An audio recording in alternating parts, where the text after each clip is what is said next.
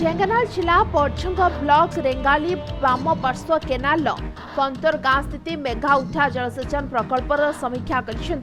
विधायक विभूतिभूषण प्रधान एने चाषी समस्या को प्रथमे विधानसभा दाबी उपस्थापन करने सहित तार समीक्षा कर कंतर ठारे मेघा उठा जलसेचन प्रकल्प अंचल 1673 हेक्टर चाष जमी जल माड़ार व्यवस्था रही जो कंतर कंकड़ासोड़ा आंबपलास पुआल और कमरदा ग्राम पंचायतर अधिकारी चाषी उपकृत हो पारे। तेबे पूर्वर उठा जलसेचन प्रकल्पर समस्त सामग्री चोरी सहित रक्षणाबेक्षण अभाव सेगुड़िक एवं कोमार रही देखा मिली। तेबे चांदपुर और कंदर उठा जलसेचन 7टी प्रकल्प अचल जो चाषी हंतसंत एवं तीव्र रूप धारण कर 5 गोटी प्रोजेक्ट सह बड़ेछरा और बारिहापुर को जल जोगाण मगर मुहाण और नृसिंह सागर प्रोजेक्ट को नूतन योजना करासिबो बोली विधायक विभूतिभूषण प्रधान विभागीय अधिकारी मानक सहित आलोचना करने सहित प्रोजेक्ट गुड़िक बुली देखिले। देखंतु परजंग ब्लॉक मध्य दे रेंगाली लेफ्ट केनालटी जाइए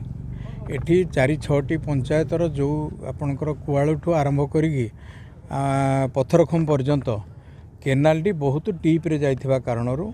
वर्षा दिने ऊपर जमी रे जो पानी आसे से सब तल को परकुलेट करी जाए जमी पड़िया पड़े सुखिला हो जाए। तेणु विगत दिन रे किछि लिफ्ट इरिगेशन पॉइंट हवापाई योजना जो थिला मेगा पॉइंट होती 3टी एवं टेंडर होती किछि डीपीआर भूलभाल अच्छी जो जगह पानी माड़ा कथा से जगह पानी माड़ी पारुना से गत विधानसभा में उठे थी एवं आज फील्ड विजिट करने आसलु। चांदपुर स्कीम मेगालिफ्ट स्कीम अच्छे से 1673 हेक्टर को पानी जोगाई दिजापी लक्ष्य धार्य कर जोटा कि आमर रेंगाली बाम पार्श्व मेन केनाल जोटा अच्छे तार बाम पार्श्वर सब आयकट को आम कभर करुँ किंतु जो दक्षिण पार्श्वर जो आयकट गुड़ाक रही जोटा चांदपुर मेगालिफ्ट इरिगेशन प्रोजेक्ट रे कभर होना सेटा ऑनरेबल एमएलए परजंग सार तत्वावधान और निर्देश क्रमे आम से पुणी प्री फिजिबिलिटी रिपोर्ट बनइबू आ बन सारापर से डीपीआर में प्रस्तुत करूँ। यह समीक्षा कार्यक्रम में शताधिक चाषी सहित विभागीय अधिकारी माने उपस्थित रही।